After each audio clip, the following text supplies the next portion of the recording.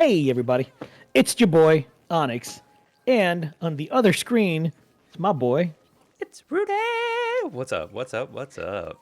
Guys, fun video. We're going to be reviewing Metroid Dread. And we are probably the latest review of all time. The game came out I think, roughly a month ago. And here we are reviewing it in November. Great. We But that's okay. we both beat it within days, but we wanted it to like sit and Yes. take its And time. really think about it, right? We wanted to think about what Metroid Dread did right, what it did wrong, what we liked, and what we didn't like. And that's actually somewhat of a new format we're going to do today. So let's just get right into it, man. Let's review Metroid Dread. TGR. All right, so before we get into the formal review, a brief history with Metroid. My first game with the series was actually Metroid Prime. I hadn't played any of the Metroids before entirely. I played a little bit of Metroid on NES and a little bit of Super Metroid, but never actually finished them. I was just too young and I didn't really think about the game itself. Then I played Smash Bros, and obviously the robot from Smash Bros was named Samus, and I was like, yo, who is this cool character? And when I saw that Metroid Prime was coming out for the GameCube, I was very excited. It's the first 3D Metroid. It's obviously Samus from Super Smash Brothers, so I was ready. And that day, not only did we get Metroid Prime, but we also got Metroid Fusion. My brother ended up getting Fusion a few months down the line, and we were essentially those two games made us hardcore Metroid fans, man. After I played those two, I wanted to collect all of them. There was some sort of I forget what it was, but I had a collection of NES games that had Metroid 1 on it. Never beat the original one on NES. That game was ridiculous. But I did play Zero Mission when it came out. I ended up hunting down a copy of Metroid 2: Return of Samus on Game Boy. This was like years later. This was like maybe like 2004, 2005 when I went to Puerto Rico during my summer vacations, and I found a copy at GameStop for like $13. So definitely scooped that up. And then yeah, I just kept on playing the series afterwards. Never owned a physical copy of Super Metroid because I never had a Super Nintendo, but I did buy a copy of it on my Wii and on my Wii U. So I definitely have played it there. And then, yeah, just like I said, I've bought every single game that came out after except Federation Force. Did not want to play that. Rightfully so. Rightfully so. I totally understand where that's coming from, man.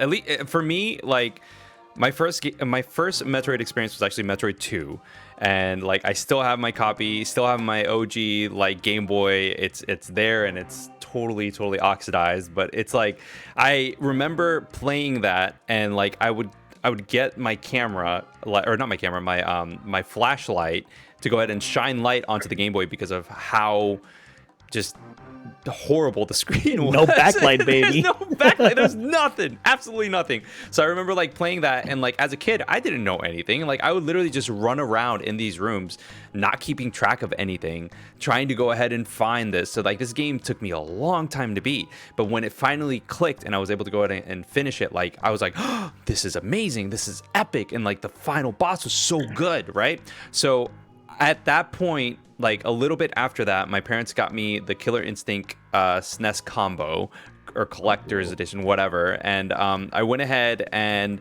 got that. And a little bit afterwards, I went to Albertsons, which was a local grocery store.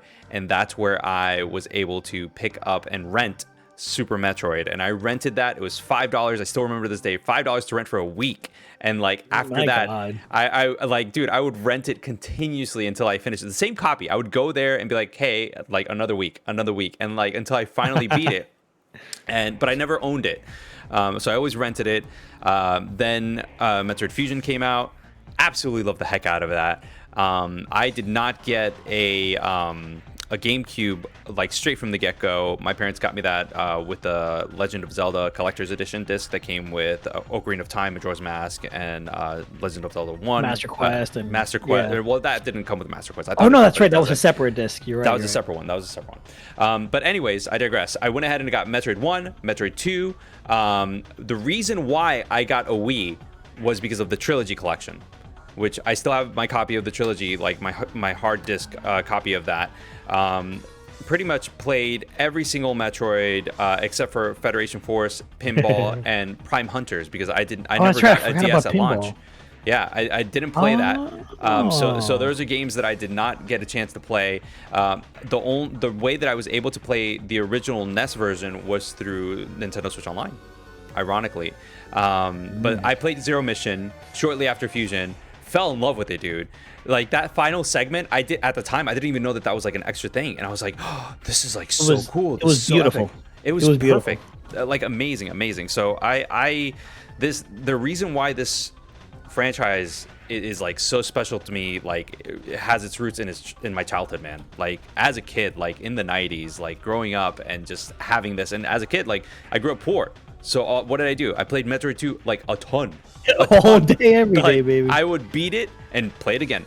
Beat it and play it again. So it's good times. Good times.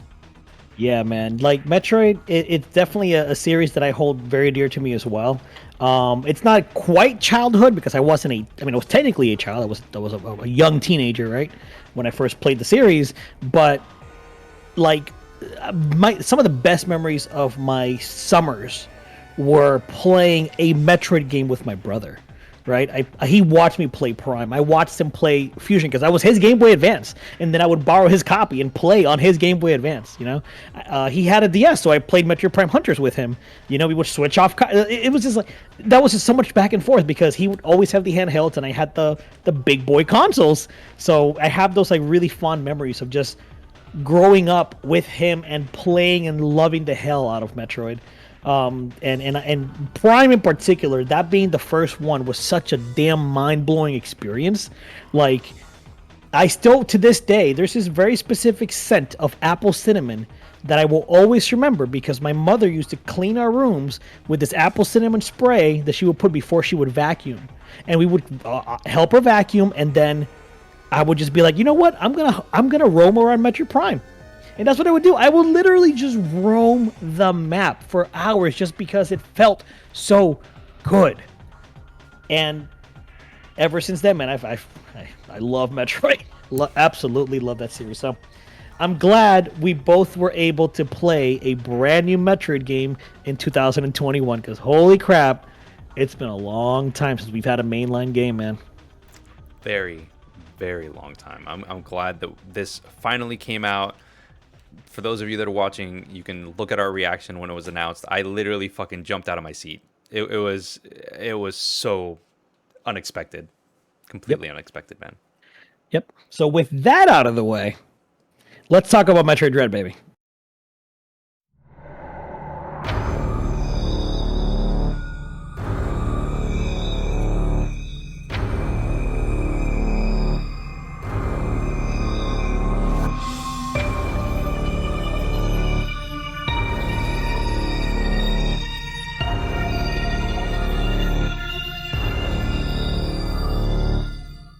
So, when we think about game reviews, we always break everything down. At least we have always broken things down into gameplay, story, audio, etc., etc. We're gonna do things a little bit differently. So let's talk about the first subject that we're gonna do here, and that's gonna be things we liked. Rudy, what did you like about Metroid Dread that you didn't love? So first and foremost, I just want to get this out of the way, man. This game hit a lot of notes for me. It definitely. I'm trying to side to be on the analytical side, on the more critical side, because I'm slightly biased, but I'm gonna try as hard as I can to speak as honestly as I can from a more grounded approach towards all of this. What I liked but I did not love was the story. I thought that the story was it was good, but it wasn't amazing. It definitely, to me, it was enough to satisfy the people that have stayed with the series the entire time, like myself. But in hindsight, looking at that game individually, which for a lot of people that own a Nintendo Switch, this was their first Metroid experience. And I knew that the conversation on Twitter was like, hey, like I've never played a Metroid game. This is the fifth one. Is it a good point to come in? And as a segmented individual story, it was good.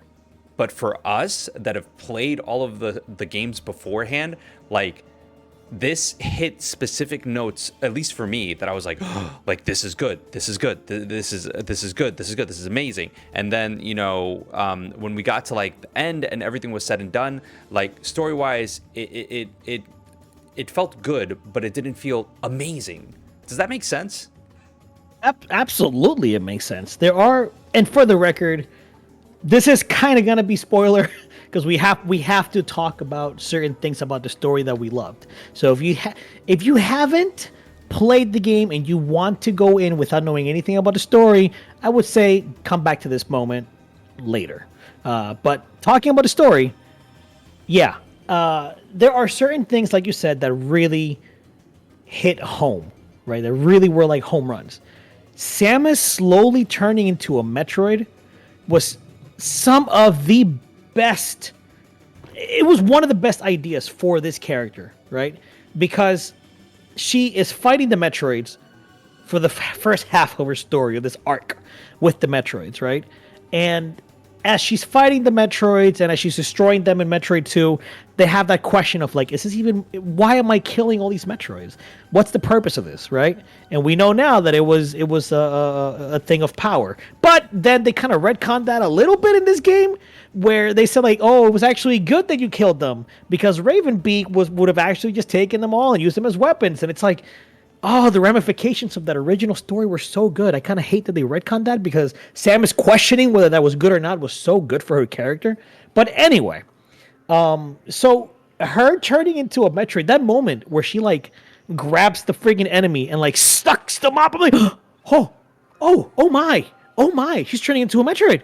She's turning into a Metroid. And then, of course, the whole Metroid vaccine thing from Fusion was the reason why she's even doing this, which was like, not nice connection.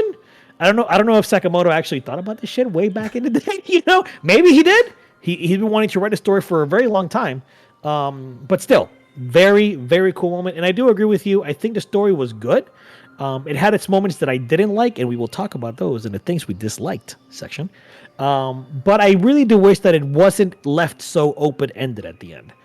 Because, I mean, I'm assuming we're going to get more Metroid games, but this felt like a big ending. And the ending didn't feel like a big ending. The ending felt like, all right, that's an mission. That's a wrap. Let's move on to the next one. Thank you. That is exactly it, dude. Like, there was so much conversation saying that this was going to be the end of the Metroid line, right? Am I correct in saying that that's what they said, right? Yeah, okay. The Metroid arc, the Metroid story that started with the first one, this is the end of that. Right.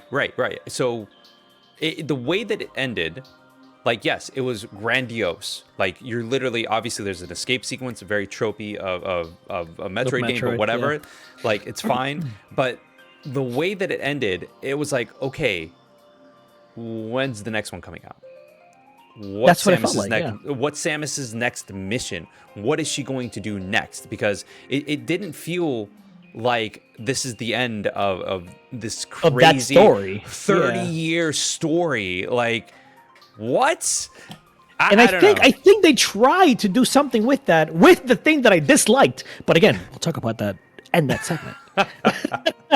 But I will give them this. Her turning into the Metroid and getting that super sick power, like power suit variation, and being super powerful did feel very cathartic because of the implications of the story. Literally turning into a Metroid was like, yeah. Oh, yeah. Okay. It felt good. It felt like, goddamn, like I am destroying everything here, and it felt good. And it felt like it made sense based on where the story was going. So that was a good evolution of where that story, or that arc, was going to go to. One thing I also didn't really like, Quiet Robe, right?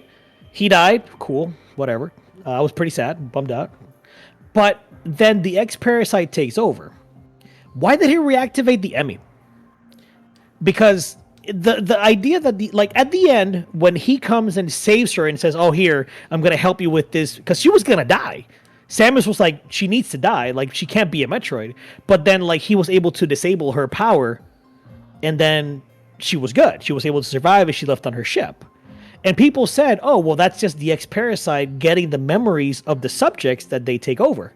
Because that was like a thing.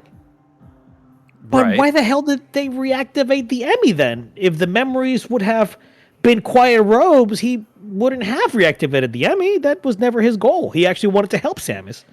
So why did the X Parasite? That was something that bugged the hell out of me. I'm like, this makes no sense. I don't get it. I can't find a reason as to why. Right. Right. It's a small part of the story, but it was something that took me out at the very end. Because when you see it happening, I'm like, ah, shit, the X Parasite are obviously bad, therefore they're just gonna do the Emmy thing. That's all they know. But then when the X Parasite saves her at the very end, it's Quiet Robe. I was like, what? You know? It took me out. It took me out for a little bit. So I remember seeing like a little bit of conversation about that on our Discord in regards to, you know, the actions of all of that. And Quiet Robe, like, weren't they like part of the clan that controlled Metroids? Quiet Robe's clan? Possibly. I think It wasn't. Yeah, that I'm why pretty he sure was- because that was also Ravenbeak. Ravenbeak, they were all part of it. They just kind of were they like a defunct group of Right, people that right, split right. up. Yeah. And, Yeah. and Ravenbeak wanted to go ahead and use that power to go ahead and control the Metroids, to go ahead and pretty much take over Yes. the universe or the galaxy or whatever. And Yeah. Quiet Robe was more of like the pacifist that wanted to go ahead and keep people, you know, safe. People safe. Yeah. Right. So I don't know. That's actually a very good question because, you know, when you look at Metroid Fusion and you look at where the SAX was essentially hunting you down the entire time, destroying the BSL the entire time, it wasn't until Samus's natural instinct to go ahead and kill, spoilers for Fusion, the Metroid at the end, like that, you know, that instinct went ahead and took over because of the memories. And the SAX was literally like, okay, we gotta go. We gotta destroy this Metroid, and like started attacking it, obviously overpowered. And then Samus goes ahead and absorbs the SAX's X parasite form. Such a good moment. God damn. I know, so damn good. And then she gets the ice beam Yeah. through absorbing, and then is able to defeat Oh, the Alpha Metroid. Fuck, Like, that's so good because she that's- couldn't use the ice beam before because she was part was Metroid now. Metroid. So Right. like the ice missiles, that's so fucking goddamn. I love the series. Right? Right? Like it's so well done. It's so well done. It's good. But it was because the SAX went ahead and was all like, "Oh, wait, this is a Metroid. I need to kill I gotta this kill Metroid it, yeah, because of right, my yeah. memories that I'm mimicking, right?" It's hard. Like I don't know if Quiet Robe before Quiet Robe died wanted to go ahead and help Samus and was inclined to do so at such a great value or great amount that wanted to literally save her also as an X parasite. I don't know. It's so weird. That's Is it the a weird gradual part. thing? Like, Yeah, are those memories yeah. gradually, you know, implemented over time? Because, and the reason why I'm saying that is because SAX, when the SAX helped out Samus, was near the end of the game. When Quiet Robe goes out and helps out Samus, it's near the end of the game.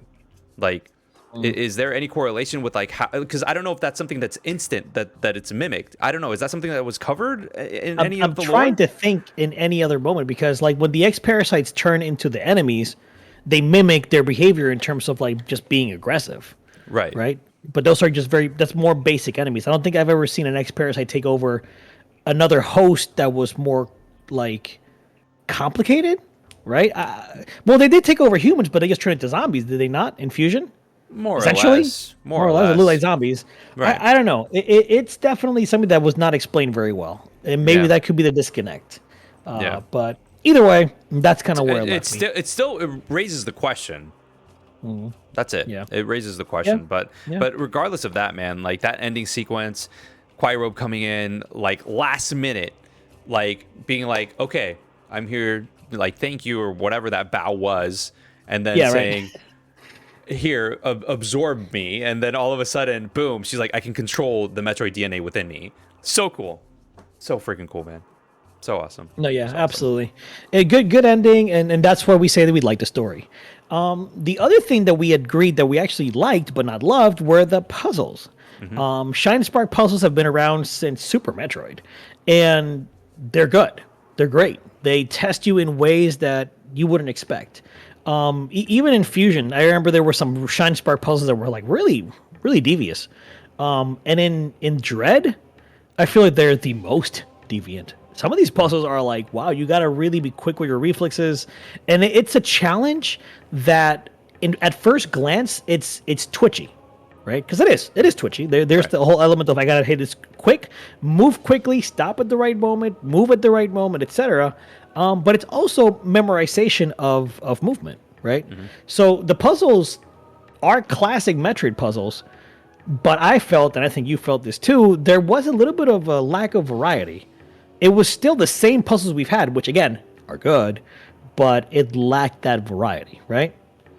Yeah, I definitely enjoyed them. I thought they were awesome, and some were challenging in every sense of the word, where you literally have to be like, okay, so I need to go ahead and do this multi-room setup where I need to get enough momentum to get the Shine Spark going, and it's cool, it's great. It's just it's like I said, nothing that we haven't seen in the past, and I think that's really where I personally felt like I wanted something different. But I'm happy with it.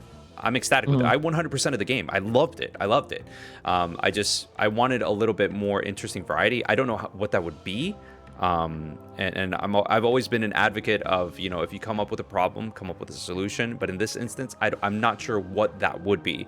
I just know that this felt like more of the same that we've seen in Fusion and Super Metroid, like you said. So I don't know. That's just me. But overall, still though, well done. Like some of those puzzles, like literally had me like, how the heck am I supposed to like move this? And then there's like blocks that literally crumble as you go. Like it's just cool.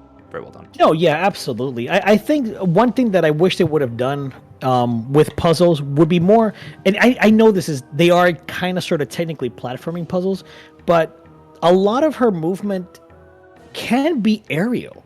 And we didn't really get very many puzzles that involved the grappling hook in ways that could have been like more momentum based, right? You think of games like Hollow Knight, right? Or even Guacamelee, right? These games that are, in the subgenre that is search action. Sorry. Metroid, yeah. For those that don't know. Right. So they do things very, platforming is a big part. Hollow Knight had a whole sub area that was optional, that was just a platforming challenge. There's nothing like that in Metroid Dread. And I would have loved if they had done something like this end game where it's like, okay, you beat the game, there's actually, I don't know, a whole little area that you can explore. And hey, guess what? It's a super challenging platform where you have to like use your Shine Spark alongside some grappling hook combos. Maybe there's an area where you walk in and all of a sudden, oh, your screw attack is negated, so you can't just jump constantly and kind of cheese the stuff. But you have to do some timely, like really well-timed jumps, mixed with some grappling, mixed with some other stuff. That would have been cool to see, And I think of a game like Returnal where literally there are areas where your dash is enabled or disabled rather, and you don't have that, so you have to go around with the basic platforming that you're given. Stuff like that would have been very cool in Dread, and we just didn't get that. And that would have been a nice addition to puzzles, right? Areas that maybe like limit some movement techniques, but give you, you have to use other movement techniques to get through it. Would have been kind of cool. Yeah, that would have been definitely a cool addition. I think that the closest thing that a Metroid game has gotten to that is like the end portion, like the extra area in Zero Mission, where like you had like you lose everything. You lose everything. You're literally Zero Suit Samus. You have like a little stun gun that like goes forward like a couple of feet scale wise, and like that was it. So you had to platform your way through sections, and like if the alarm went off, like that's it, you're screwed. You lost. You have to go back into hiding. You have to go into stealth, and it was a bigger challenge, especially after completing the first portion of the game with almost all of your abilities, like almost all of them. I think there was only like 3 or 4 that you get at the end of that. So that would have been like an interesting thing. I don't know. Yeah, I agree with you. yeah, definitely.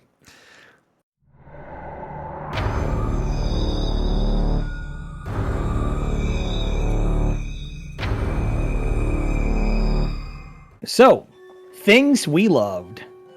Rudy, that gameplay, baby. That gameplay, that combat, that movement. This game felt so good to play. Samus has honestly never felt better. In the Prime games, it's all obviously first person, so that expression of agility is hard to convey, right? It's a little bit more stilted, it's a little more stiff, which it makes sense. It's first person, and it's really hard to do that. In 2D though, you have way more ability to do that. And damn, did Mercury's theme nail that movement and combat feel?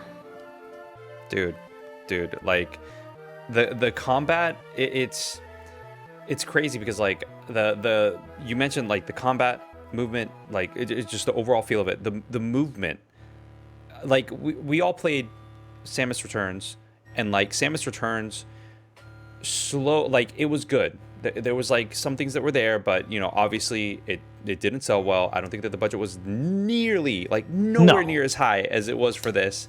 And you could tell that there was like inner workings of something that has potential.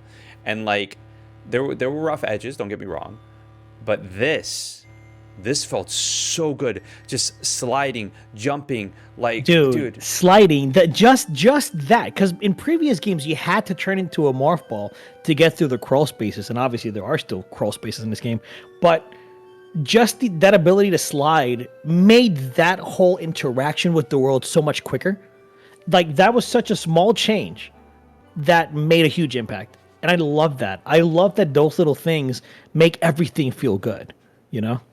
Dude, the biggest thing that made the largest difference in terms of like combat and like movability and everything like that, especially later on, flash shift, man. Like, dude, being able to move around the screen and dash 3 times and just go, like, it just added so much movement and just, it kind of helped me later on, especially with the later bosses, because dude, you could just get out of harm's way, and it made things so much easier. But having that just felt so much like, it just felt good. I think that's the biggest thing that I can say. That was one of the best new abilities, honestly. Like, I'm surprised that nobody had thought about that before for Samus. That's such a good ability that makes sense in her kit. It doesn't feel like they just kind of came up with that. It feels natural, it feels organic, and that's good. You know, obviously it's brand new for Samus, but it works really well. And even the puzzles that it used, well, not puzzles, but like the gates, right? Those progression gates of, oh, you can't go through it, you wait too much, but obviously you just jump and just do it, and bam, you get through it. So pretty cool, pretty damn cool. And that segues into the boss battles.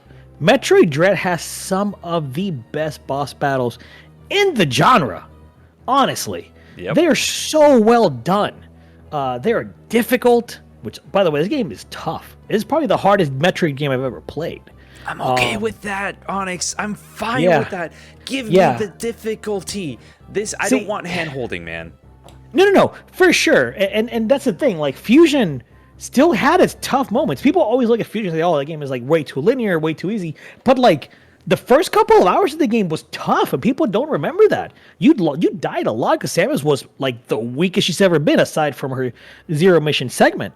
And a lot of there was like the spider boss or the spider robot in Fusion was a skill check for a lot of people. You know, it's just that as you play, there's so many energy tanks and enemies don't hit as hard as in this game, where you get hit by like one or two of these like the fast Choso soldier guys, you lose like a whole ass energy tank. That's a lot. And this is the thing, I wasn't expecting that. I knew the game was going to be difficult. I had heard that the game was difficult. I was not expecting that. So at times I was like, God damn, this shit is wild. It's so different from any Metroid before it. Samus Returns was pretty difficult too. If you know, enemies did hit hard, really hard. Really? Oh yeah, Samus Returns, like, it was similar to this. Like, bosses hit hard. You will lose an energy tank or two at times. So it had that also, like that, those bloated damage numbers. Oh, I personally, I don't remember having a difficult time with Samus Returns. It wasn't as difficult as Dread, because it was a little bit easier to deal with the patterns. Dread definitely amped that up, but no, 100%. Samus Returns still had those really bloated damage numbers where like you got hit once or twice and like there go 3 energy tanks, you know? Wow. So I gotta go back, man. I gotta go back. Yeah, it's gonna be hard. That game, I don't think it's aged very well. But honestly, I like the boss battles a lot, and I wish there were more of them. I know you wish of that too, because they were very memorable. Like, well, actually, there was one or two that I was like, eh. The weakest boss was probably the water boss. I don't even know what the hell it was. A squid? I don't know. I don't It know. was pretty It weak. was very easy. Very Yeah. easy to like figure out and whatnot. But I do like the fact, now that you mentioned that, specifically that one, I do like the fact that it was a water boss battle underwater without the gravity suit. Like that, has there ever been like a boss battle that had Underwater? I don't think so. There was that one in Fusion where it's like the snake, the water snake thing, Right, and I right. don't believe you have the gravity suit at that point. No. But it's not underwater because you can just climb on those platforms and there's fight it there. platforms that you yeah. So Yeah. like the fact that this is 100% underwater and you have to use the grappling hook in order grappling to hook, yeah. like dude, so well done. But no, Yeah, I agree yeah, with you. yeah. I wish that there were more bosses. I wish there was more, just more. I wanted more, and it sucks because they definitely did have more in the timeline, like in the development, like while they were developing, they had like I think like I forgot what the number was. It 10, 20 more or something like that. It was a And, lot. like, It was a lot more. It was a lot Yeah. more, and it could have they could have been part of the game. So I'm hoping that like maybe, I doubt it because it's a Metroid game, and I don't think Metroid games do DLC. But it would be nice if you know they added those. They could have a whole area of the map. Hey, DLC, new area of the map, new bosses, new lore, whatever. They could do that if they wanted to. I don't know If they wanted how to, or when, I- but yeah, like we'll see. We'll see. yeah. And you know what's funny? One thing that this is gonna sound really bad, guys. Before we did this, we talked about things that we wanted to discuss for the review in terms of things we liked, disliked, etc. We not once mentioned the Emmy. Oh wow, And the you're Emmy right. are Oh so my integral God. to the game, and it makes me wonder, fuck, did we actually care about the Emmy? We didn't even talk about that. Oh Not my once. God. It just hit me. I'm like, oh my God. Not once, Rudy. Like 3 times we were like, hey, are we good? We looked at our list. Yeah, there's something I want to add. This is good. Guys, I don't think that's a good sign for the Emmy, my dude. Oh my God, dude! Like- The crazy thing is that like the Emmy, like the first like 1 or 2 experiences were like, and then after that I feel like they just kind of get annoying.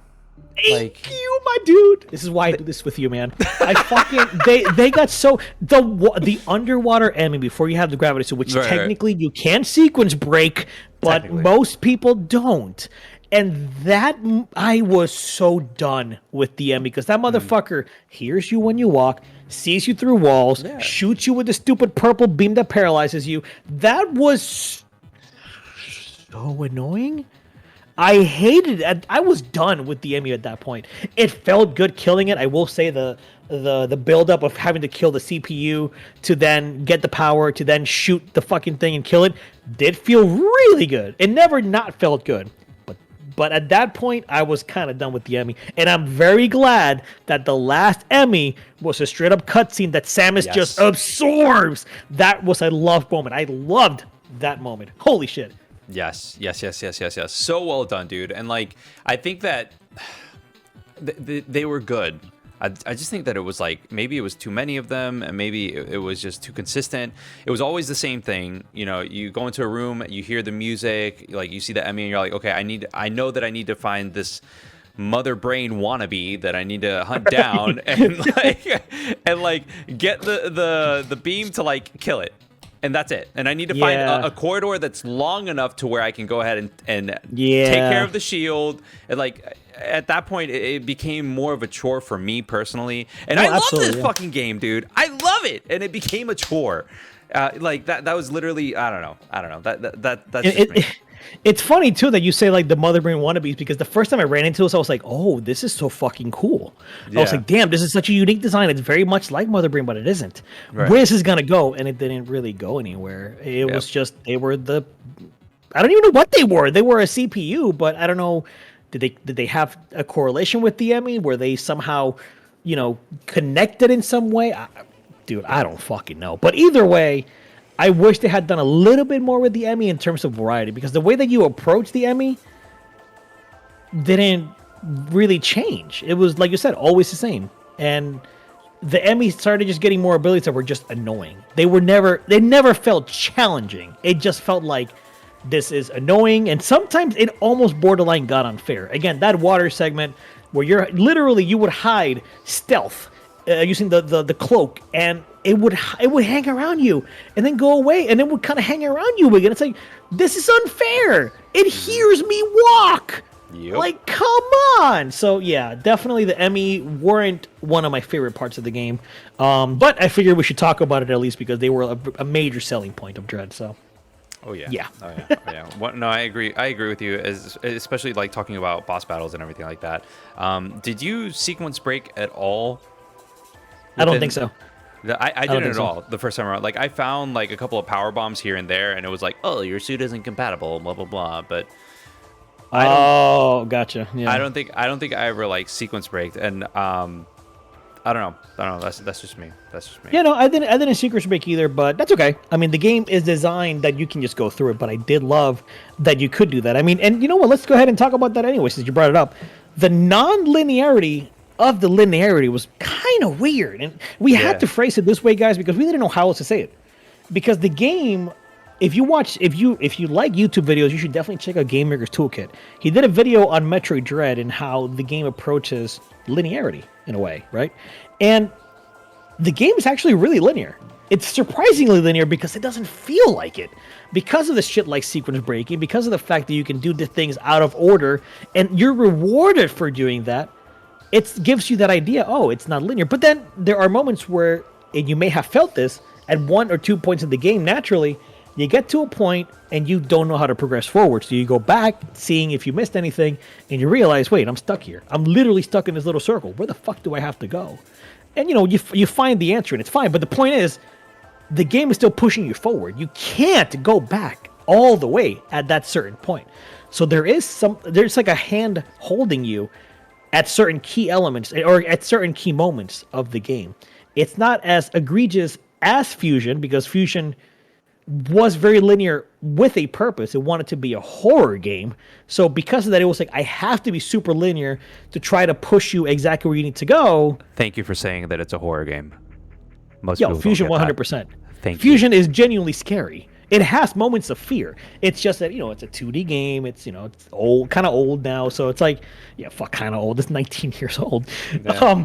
So, you know, but it is 100%. It has a very strong horror atmosphere and a horror theme. So, but yeah, you know, so I actually really loved this idea of giving you all these options to tackle the bosses, because you sequence break, you get the morph ball bombs, you kill Kraid in one hit.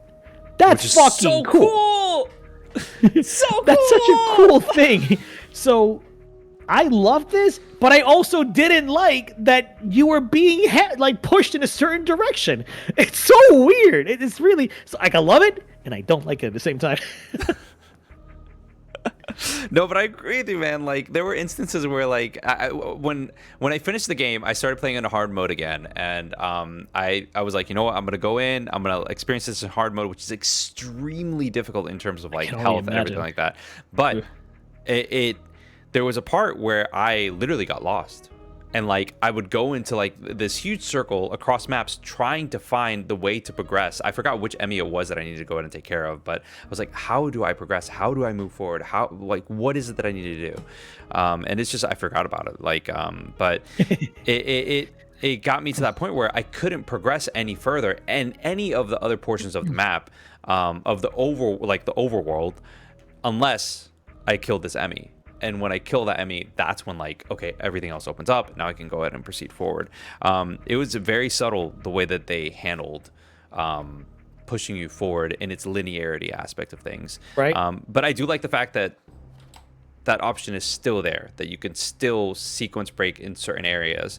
I think sequence breaking has to be a part of like Metroid. I feel like, you know, the designers, the developers, they know that. Oh, they know 100%. They know that the community wants that. Yeah. So I'm glad that the option is there. I just wish that it was, you know, all the time, and that there weren't right. I wish it was more Super Metroid, right? Right. With its openness, because that game also had sequence breaks, and you were rewarded by doing those sequence breaks, but it never felt like you were sequence breaking, and it definitely never felt like you were being held or pushed anywhere. Right. But I do have to commend the developers of Mercury's Steam in rewarding the secrets breaks in such a way, like seeing a very special way of killing Kraid, for example. That's good shit. Speaking of the devs, just a quick side note: boo on you for treating your devs this way, not crediting people, apparently having a toxic work environment. Shame on you guys. The fact that this game actually came out this good is a goddamn miracle. If everything we've read is true, so shame on that. I hope that Nintendo steps in and gives it the Retro Studios vibe. Yeah, absolutely. Genuinely, because if the people that are working there were able to produce this in horrid environments, again, if everything that's been reported is true, then imagine if it was in a positive environment. Imagine if it was in dude, like, it would have been phenomenal. It would have been really, really good. So I agree with you, Onyx. Cool. And then another thing we loved was the characterization of Samus. She was portrayed as this freaking tired badass, and that's really good. I honestly wasn't expecting that going into Dread, but we discussed this too. I think one of my favorite moments in the whole game is that introduction or reintroduction of Kraid, where she goes into the room and has that arm cannon up, like, what's going on? And as soon as Kraid shows itself, she's just like, this motherfucker again. Are you kidding me? This guy again. Raises her arm up, like, tired, nonchalantly shoots him in the mouth because she's like, I've dealt with this dude twice already. Come on, really? I love that. I absolutely love that tired, badass Samus that we got in this game. Oh yeah, dude. It's just so cool. Like, I remember showing my wife, like, little cutscenes, like, in between, like, boss fights or, like, whatever. It's just like, dude, she's just so fucking cool. She's just such a badass. Like, I just this is so cool. And, like, my son is just like, he would see, like, things, and I would just be like, isn't Samus so cool? And he'd be like, yeah, she's awesome, blah blah blah blah. And, like, my son's 6, and, like, you know, he's sitting here seeing this stuff. But yes, I agree. She felt like somebody who was experienced, somebody who's dealt with worse shit than what she's dealing with, you know, at that portion of the game, specifically talking with Kraid.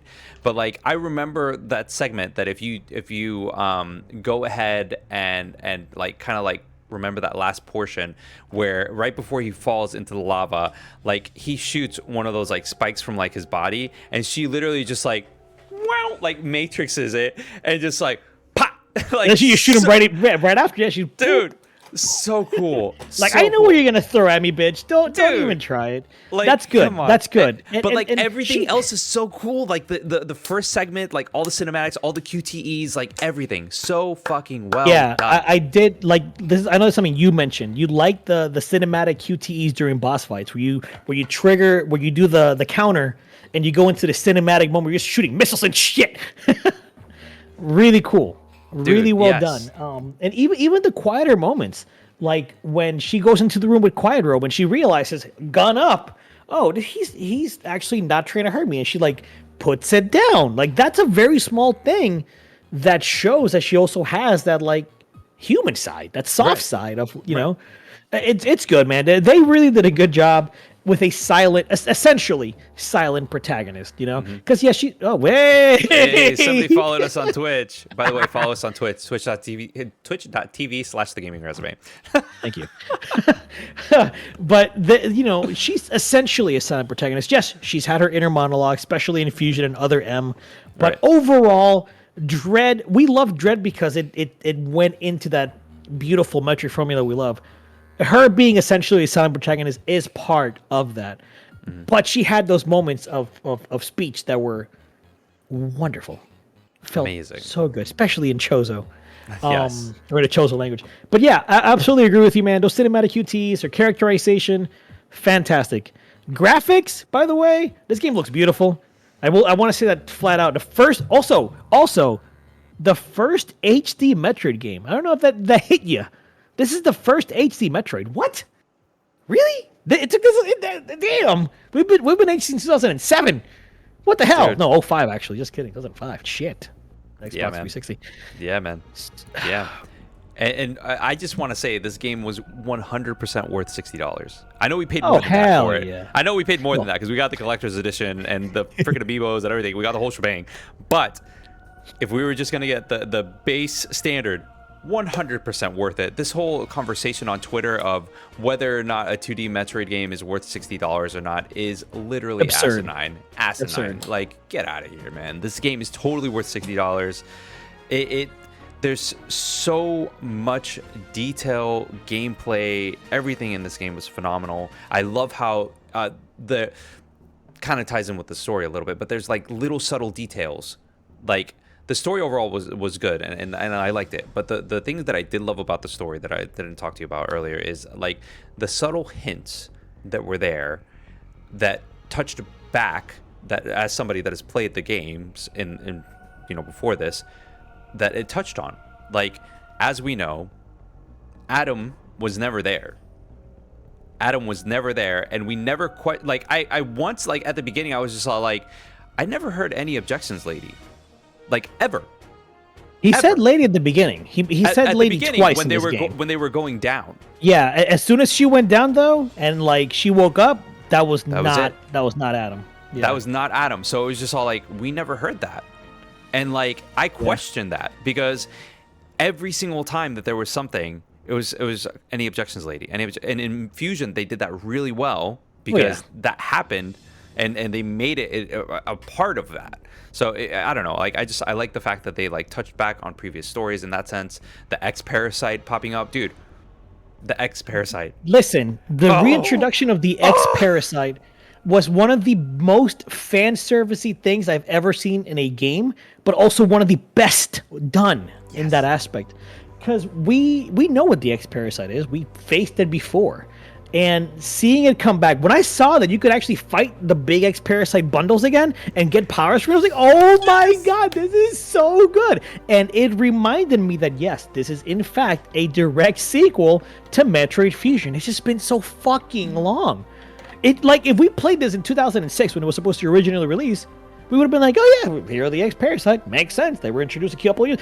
But it's been 19 years. It's crazy to say this, but if it hadn't been 19 years, that moment wouldn't have hit the same. And I'm kind of glad it did, because goddamn, I was kind of giddy as I saw the X Parasite take over the planet. Oh man, so good. So good. So stinking good, man. Like, I absolutely 100% loved it. I thought that it was awesome. Very well done. Seeing an HD X Parasite, just, it was cool.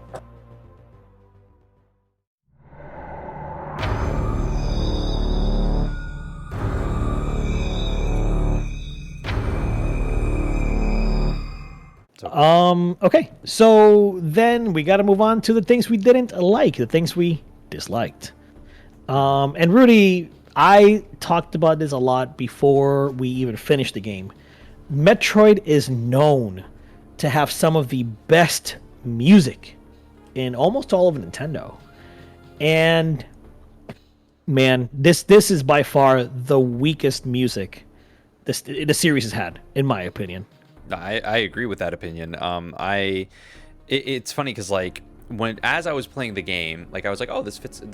It fits Metroid, and the conversation started to arise of, whether or not the music was good or not.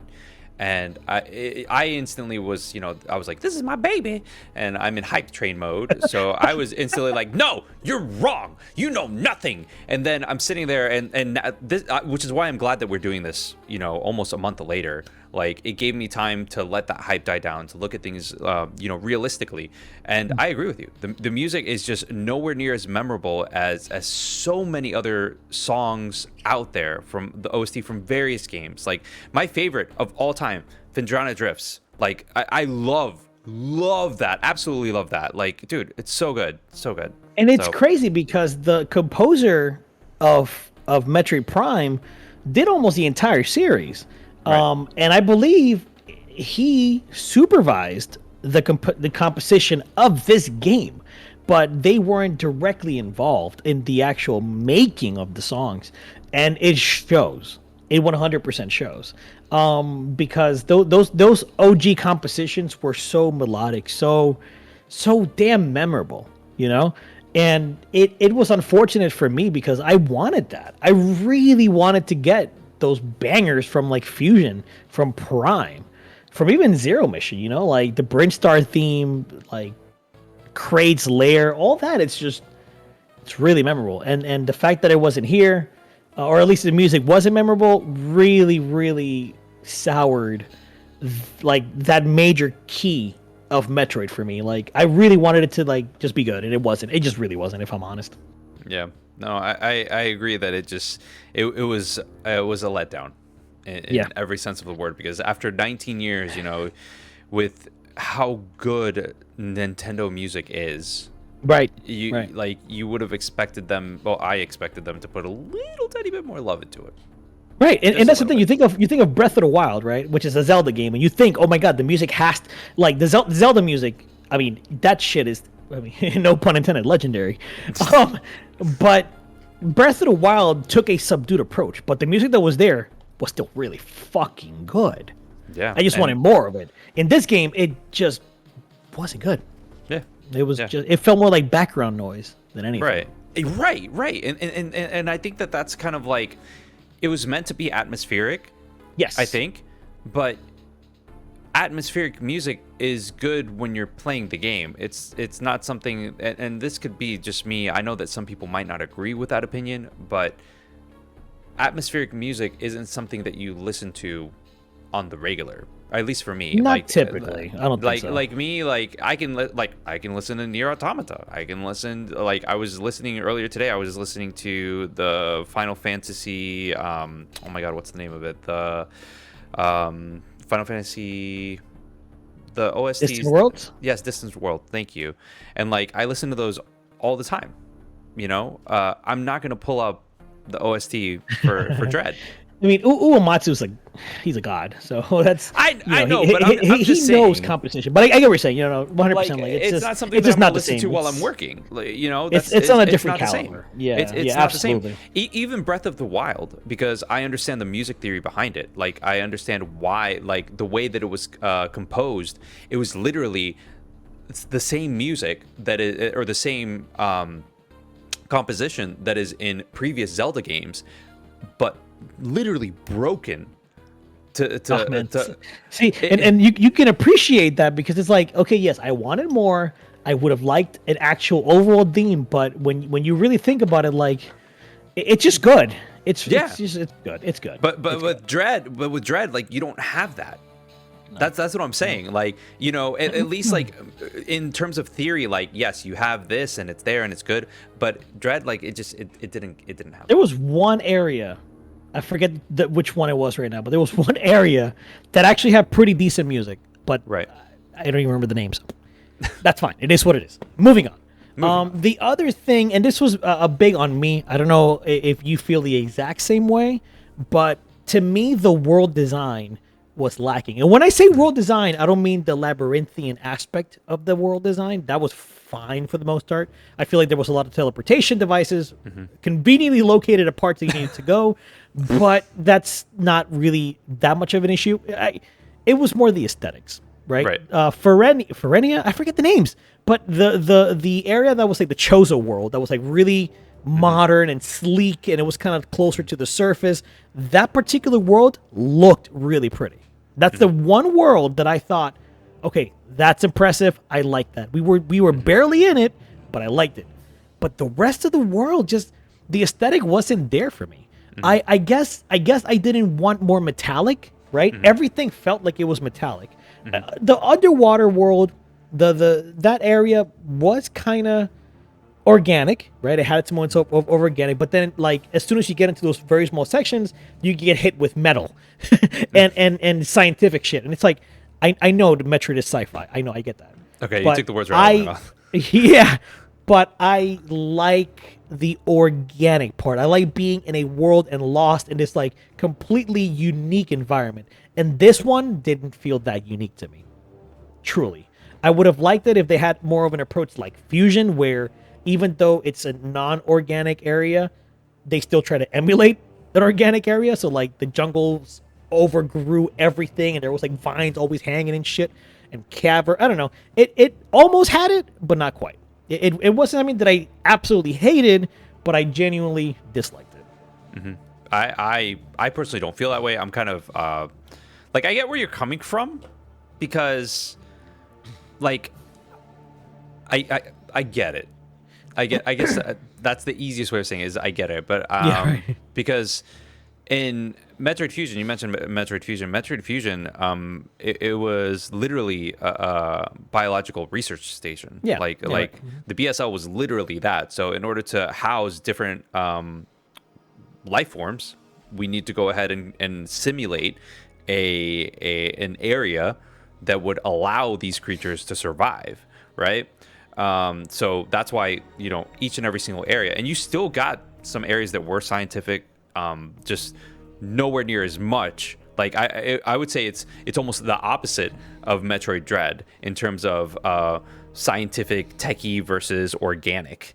I think that when it came to this game, the couple of areas that were organic, like, were enough for me personally. Like, I went in, I didn't go in expecting this to be I guess Metroid Fusion. I didn't go in expecting it to be that way, and I'm okay with it. Like, I was okay with the overall aesthetic of the layout of things. I just, it didn't blow me away, that's for sure. Right. It didn't make me think like, oh shit, like, man, everything is so unique, everything's so cool. It was just kind of like, okay, like, that's cool. I'm in a space station, kind of, not really, because it's ZDR. It's a world. You're on a world. planet.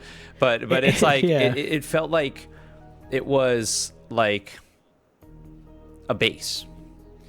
And Right? I think that's my issue. I guess with the lore, people, like, there were people, Chozo obviously, were living here and changed the planet and installed all of this shit in here.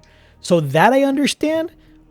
I don't know. To me, it just didn't feel unique enough. It didn't feel like something that, I don't know. I hate to say it, right? But I would have liked more variety. I don't know. Yeah. I would have liked something more unique. And it's not that it's bad. I just didn't like it. Yeah, no, I 100% understand. Like, you want that variety to kind of like to differentiate the differences between the areas in the world. Like And Mamor Caverns and Fendrana. two Holy totally different shit, things, right? Two And then you got totally different Talon Yeah. Overworld, where it's like, oh my Yeah. god, Jesus, I don't know. No, but I it's get okay. it. I get it. And Yeah. like, I totally understand. Yeah. I'm kind of like indifferent towards it. Yeah, and that's fair. And then the last thing that we disliked, and again, this is another one of me, and this is major spoilers, so this is literally final boss. Ravenbeak is the final boss. One cool thing that they did with Ravenbeak was that they telegraphed all his moves. In the very first cutscene of the game, there's like a cutscene where Samus fights Ravenbeak, you see her counter him and all his moves, which actually go into the fight itself. Very cool detail. I absolutely hated the reveal that Ravenbeak was Samus's father in some sort of way, because his DNA was in her or some other. It was so unearned. This was supposed to be like a Darth Vader moment, and it just wasn't earned. He was never mentioned before, and you only find this out at the very end of the game, where you finally realize who Ravenbeak was. Yeah, I didn't like it. It felt like almost forced. And I don't think the game would not have changed. Nothing about the story, nothing about how she felt would have changed at all if he wasn't her dad. It didn't add anything, and if you take that aspect away, it doesn't really take anything either, because you would think, oh, she wants to fucking kill her father because her father's so unique. But it's like, she has no connection to him.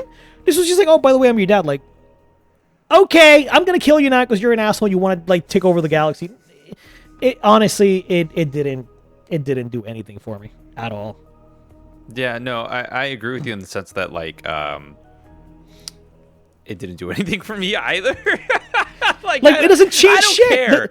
The I don't Stamets care. aren't changed now because she killed her father figure.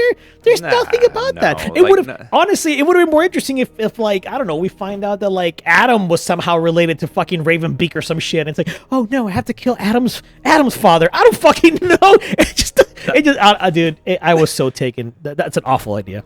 But I mean, I'm kind of like, oh, okay, all right, cool, pew pew pew. Like, You see what I mean? I'm kind of like, all right, whatever. I still have to kill you because you're trying to destroy the galaxy. Like, he didn't have to be anybody's dad, which is funny, by the way. That in our reaction, I was like, "No, don't hurt me, daddy," or some shit, and it ended up being her dad. What the talk about Yeah, a God-seeing moment? Oh, The fucking third man. eye opened up for a second. Seriously. Oh man. But no, I yeah. just I don't know. To me, it's like it's whatever. I'm indifferent Yeah. towards it. It's neither whatever. a negative nor positive to me. Like the fact that they did it, like I was kind of just like whatever. I'm kind of Yeah. just doesn't matter. Doesn't matter Agreed. at all. Agreed. So this is the part where we give this game our official TGR score. Oh, please go first. Okay, well, this will be pretty easy for me. At times, when I was really annoyed, I was thinking, "Damn, is this really going to be a TGR Silver?" But that only happened like twice, and it's the moments that I discussed. And as soon as I thought about that, right, giving it a silver award, it was almost instantly taken out because of the other good shit. It was like, oh man, I don't like this, but then I start moving and I'm like, oh fuck, Samus moves so good. So it never lasted very long. This is an easy TGR gold. This is honestly one of the best games in the subgenre. And the only reason why we're so nitpicky and so hard on it is because of the legacy that came before. Metroid, out of the few games that it has, because honestly there's like 9 or 10 games max, damn, are they all good? They're all fucking good, dude. Even the worst ones, like Prime Hunters, is a pretty decent game. It's not a bad game whatsoever. So Metroid is good, man, and that's the reason why we're so hard on it, because we love it so much. So, but again, easy for me. This is a TGR gold, baby. Well, for me, let me just get this out of the way. Like this, I said it at the beginning. Like I'm trying to look at this from an analytical perspective. I'm trying to look at this from more of like, hey, I'm gonna review this. And when I finished the game, I was at such a fucking high. It felt so freaking good that I immediately started a second run. It felt amazing. I wanted to keep on going. And this is one of those games where I finished it within a day, practically. Like I finished it within 24 hours, and I don't do that. Right. That's not something that I do. If you follow this channel, there's a reason why the meme is that I don't finish games.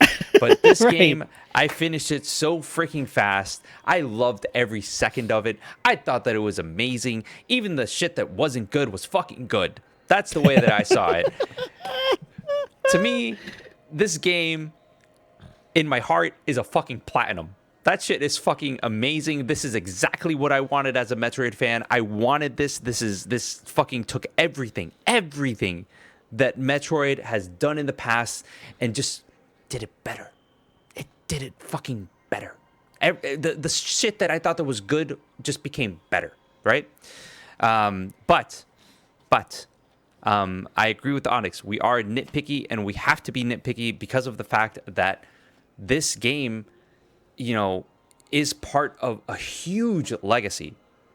Whether Onyx, you know, wants to agree with me when I say this or not, like this is a game that created the genre or subgenre that is known as Metroidvanias. And there's a reason why Metroid is part of or added onto the Vania portion. There's a reason why that's there. This is why we need to be so nitpicky. And in my heart, it's a platinum. But I agree with Onyx. This is a TGR gold. It fucking, like, there are things that are there that could have been better. Right. But honestly, like, even like while I was playing and going through it, it was things that I didn't notice until we started discussing, and then I was like, huh, wow, yeah, that makes sense. That makes sense. Through my gameplay, that did not hinder my experience. My experience was fucking flawless, man. Like it was beautiful. The game did a really good job of hiding its imperfections. The game was so, like, I finished it really quickly too. I only really played like 3 or 4 sessions max. I played it when it, you know, when I bought it on Friday. I played a little bit that day, and I finished it by Monday. You know, but there was like a whole day that I didn't really get to touch it. So it wasn't a lot of games. So 100%, it was the game that just reeled you in and kept you hooked. And I do have to commend the developers for that, because damn, Dread really wanted you to finish it quickly. But yeah, This is TGR Gold, so all I gotta say is this: Metroid Prime 4 has some big shoes to fill because Dread really put Metroid back right on track, baby. 100% agree with you, man. Like this, and this is 2D Metroid. This isn't even 3D Metroid. Like, Right. Retro Studios has done a phenomenal job in the past with the Metroid Prime games. There's a reason why Metroid Prime 4 there was so much hype around it, and Dread just brought that back. So many people for the first time played Metroid, and I'm so happy that Metroid is back in like the spotlight. It freaking deserves it, man. It's so good. I'm a happy fan. Indeed. So guys, thanks for watching all the way to the end. If you liked what we gave it, let us know. If you disagree with any of our points, let us know. I'm sure you will. As we've discussed from previous discussions on Discord, there are people that really don't like certain points that we've brought up. But let us know in the comments, and please, if you like this type of content, please like that video, share it, tell your friends, tell your grandma, tell everyone. Yo, this is good stuff. Listen to these guys, because that's the only way we will grow. If you let us know by commenting, liking, and doing the YouTube stuff, because YouTube algo. But anyway, man, Rudy, thanks so much for doing this with me. I'm glad. I'm a very happy Metroid fan. I know you're a hell of a happy Metroid fan. So here's to the future, man. Metroid Prime 4. Can't wait to review you next. Can't wait, man. But yeah, what Onyx said, YouTube stuff and all that other stuff, you know. Exactly. And let us know in the comments if you actually made it to the end of the video, because that at least we'll know, and we read all our comments anyway. So, but yeah, I guess we will see you on the next one. Well, see you in the next one, guys. Have a good one. Right. Keep on hunting. Keep on hunting. Deuces. Hope you enjoyed the video. If you want to see more and stay up to date, subscribe, hit the little bell, and join our Discord. If you want to support the channel, please check out our Patreon or hit the join button below. As always, thanks for your support, and thanks for watching.